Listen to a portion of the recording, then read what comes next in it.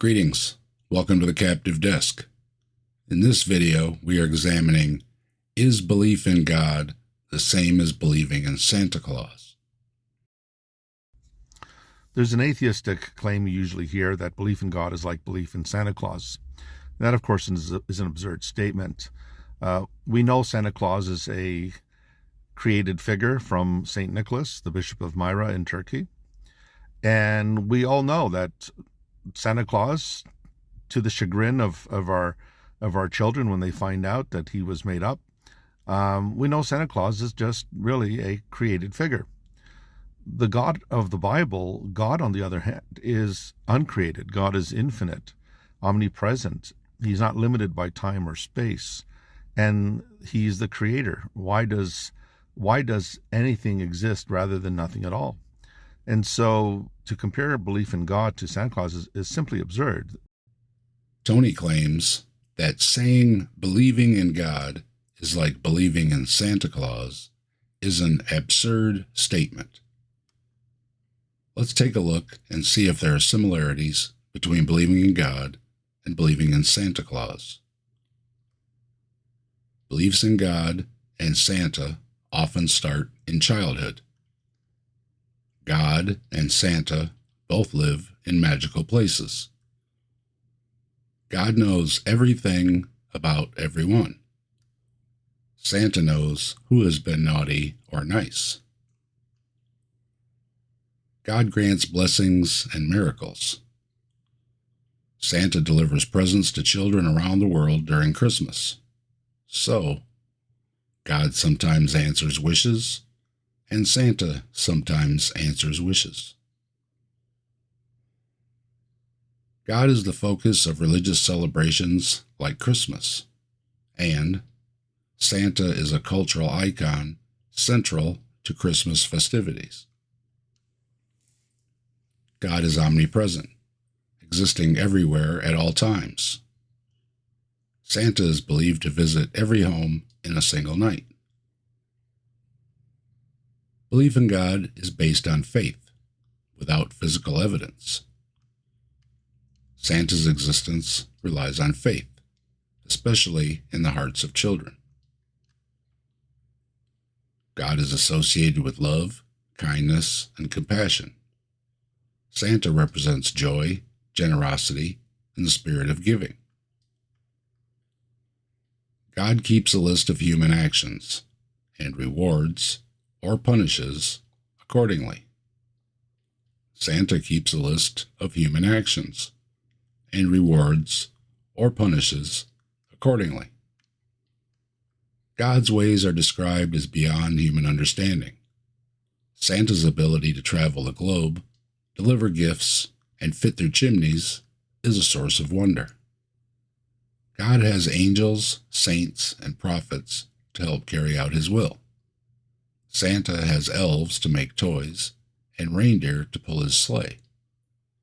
God and Santa need helpers. God is invisible, but believed to be present by billions. Santa's visits are unseen, but leave tangible evidence in the forms of gifts. You can't see God, and you can't see Santa.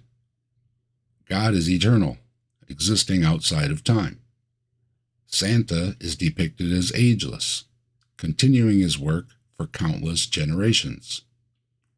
God is worshipped in various forms across the world. Santa is a universally recognized figure, transcending cultures and borders. God is represented in art with powerful and majestic imagery. Santa's red suit, white beard, and sleigh are instantly recognizable symbols.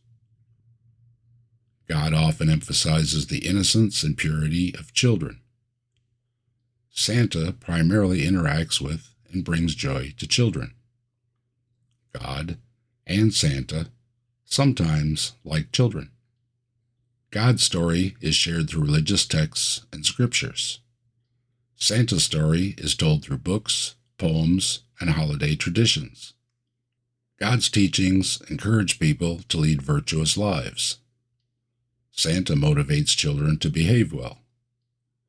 God says behave or else, and Santa says behave or else.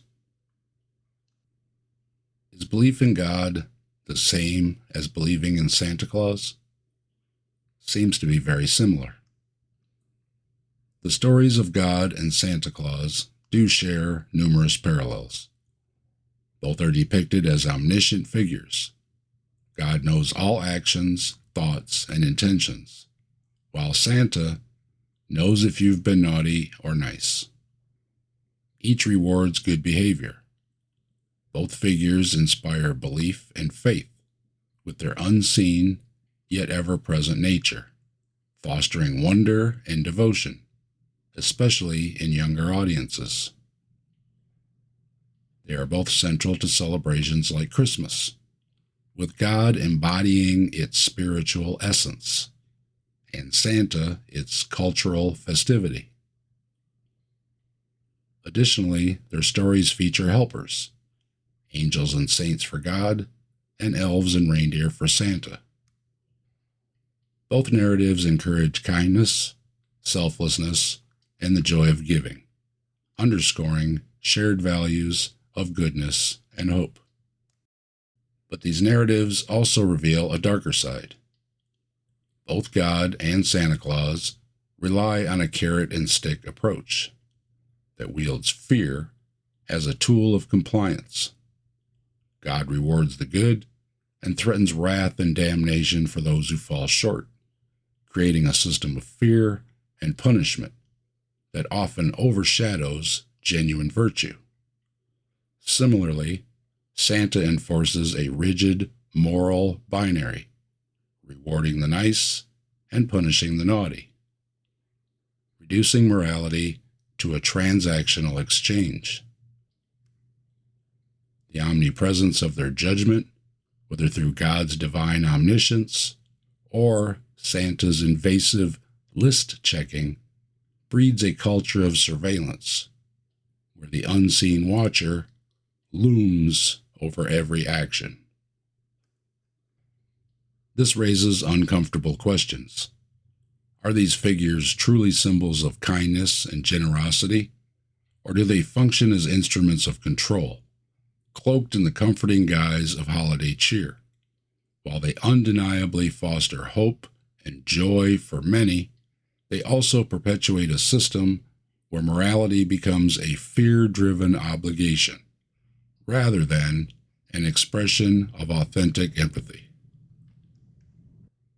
Is belief in God the same as believing in Santa Claus? For many reasons, I would say yes. Believing in God is the same as believing in Santa Claus. Anything God can do, it seems Santa can do as well, and all the things God cannot do, Santa cannot seem to do either. Almost as if both are limited to what mankind can and cannot do in the natural world. As we celebrate the holidays, it's worth considering whether the messages we share about God and Santa Claus encourage genuine goodness or simply obedience. The answer may shape how we view morality, faith, and the spirit of giving for generations to come. From the captive desk to you and yours, Merry Christmas and/or Happy Holidays.